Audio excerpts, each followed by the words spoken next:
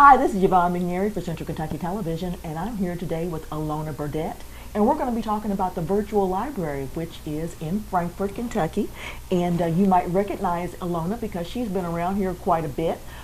She started out at Marion County Public Library as director there, and then she went on to St. Catherine College as director there, and now she's director of the virtual library in Frankfort. So we're glad to have you today, Alona. Thank you very much for having me. Yes, Glad to be here. Glad you could make it. I know you're a very busy woman teaching classes all over the state of Kentucky. We have various meetings that we get to, and we try to meet with librarians in particular because librarians are our link to the people that they serve. We have 300 member libraries of the virtual library, and those include K-12. We have over 100 of 173 school districts. It includes public libraries. We have practically every public library in the state that takes part, about 50 colleges and universities, and also a number of hospital libraries and a couple of Department of Defense libraries as well. Okay, when I hear the word virtual tells me it's not real. Virtual.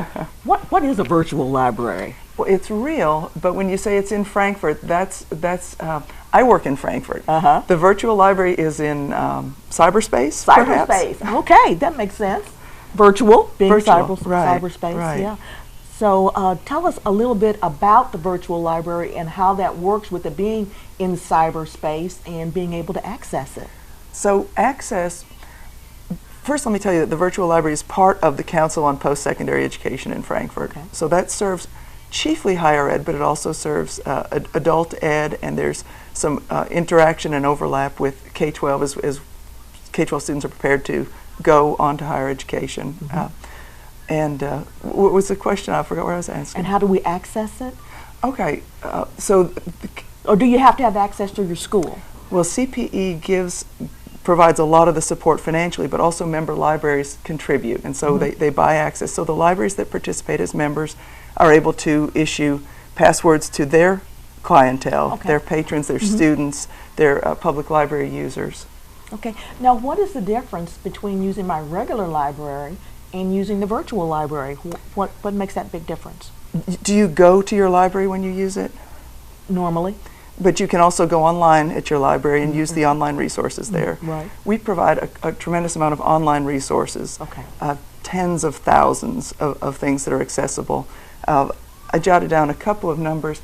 Last year, all of our members together did 63 million searches in the virtual library and downloaded 4.4 million articles that came out of that they wouldn't have access to otherwise. Okay, so it's a great resource then. It's a terrific resource for students of all levels, for lifelong learners, and people who, I think we're a little bit of an unknown, sort of a hidden resource. Not everybody knows we're there. Even if you go to your public library, you may be using KYVL resources and not know it because they're not always identified that way. Okay, all right. Now I know you said, what are some of the schools in our area that are using the resource? Okay, I made a list just to make sure I had those correct. Okay.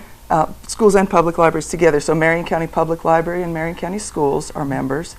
Washington County Public Library, Taylor County Public Library and Taylor County Schools, Campbellsville University, Nelson County Public Library, and Nelson County Schools have all been members. We're in the renewal process right now, but as of the most recent membership check, those guys were all members. Okay. Now I know this is a great resource. Who sends all this information to the virtual library? How does it get all this information that it has? We have contracts that we do centrally for the state of Kentucky. So it's done through finance in Frankfort, through CPE, and then the finance cabinet. These contracts are out there, and so we contract. And our chief vendors, not that people have heard of EBSCO, although if you listen to sometimes they advertise, you'll hear some programs are sponsored by EBSCO. Also Britannica, Scholastic, which has also been called Grolier, are some of the ones that we contract with. And they send in all this information and it gets loaded or uploaded into the system. They have databases, so we go through authentication, meaning either username and password, or if you're on the site, the location of the particular library that's a member, you usually don't need to log in at all. And that passes people through to those resources on their websites. Okay. Now, as far as some of the jobs that you've had in the past as director of libraries, like I said, St. Catherine College Library and virtual library, what are some of the differences that you're finding? We at St. Catherine, I worked more with individual students, faculty members. In the virtual library, again, we're sort of we're a consortium of all these other libraries, so most of our interaction is with other librarians helping to get them the information to get out to their users. Although we have a website that is meant for the public as well as for librarians, and it's a place that people can go to access these resources directly. It's www.kyvl.org for Kentucky Virtual Library, so we want to send people there. Well, I know that I've talked to librarians here, and a lot of people are researching their past, their histories, their families' histories and all that. Is that type of information out there as well? Most of the genealogy is going to be done through the public library and not through KYVL resources. We will be looking into that, whether there's a way for us to get access that would cast that umbrella a little bit wider. Currently, we don't do much in the genealogy area. Okay. Now, what would you tell one of our students out there who's watching why he should use the KVL, the virtual library, rather than the school library? What more sources are there out there? Well, it's not to replace the school library, certainly. It's to supplement what's there. At St. Catherine, the vast majority of what we were able to offer as far as databases to our students were through KYVL. So it doesn't replace it. Of course, in any given library that's very, the space is limited, the physical resources are limited, so this just expands it tremendously. Okay, now I know that when you go to a regular library, you know, you've got only so many books, like you said, that might be on a subject. But when you go to the virtual library, is it wide open? I mean, is it hundreds of people can use it at the same time? Yes, One indeed. subject? There's encyclopedia information. There's one of the things that we have is called the Learning Express Library, and that's something where once you've logged in as a KYVL user, you log in as a personal user, and it lets you set up to take.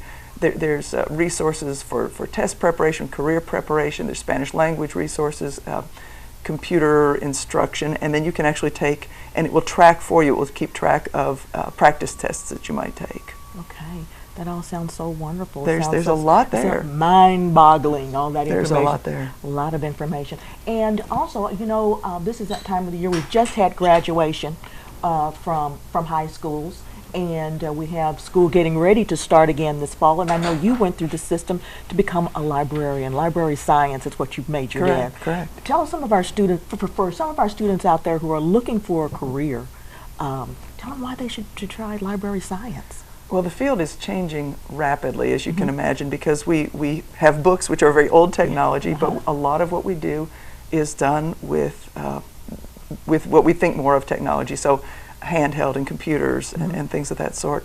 There's many different aspects that you can get involved in. People like to think, well, gee, I'd like to be a librarian because I like to read.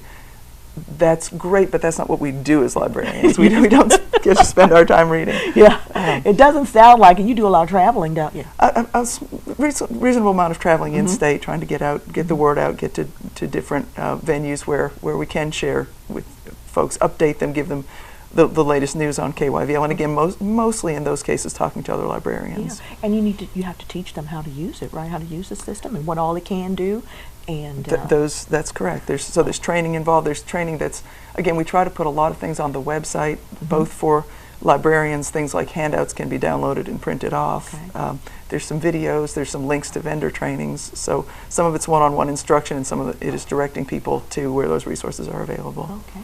And if some of our viewers would like to learn more information about the virtual library, how can they get in contact with you? www.kyvl.org, and when you go there, you'll find both a phone number and an email address. There are just 3 of us on staff at KYVL, and you can reach us all in at one time if you email kyvl@ky.gov. That reaches 3 of us, and whoever is sort of the right one to tackle that answer will do that. There's also an 800 number. It's 844-400-KYVL, which is 844-400-5985. Okay. And we're very happy to answer individual questions, glad to help people get access, and glad to help them with one-on-one instruction as well. There's a chat feature on the website. So chat features. There is. Right. Well, tell us a little bit, is there anything else out there? I know that every library has its own little thing that's different about it that nobody else has, but it seems like the virtual library has everything.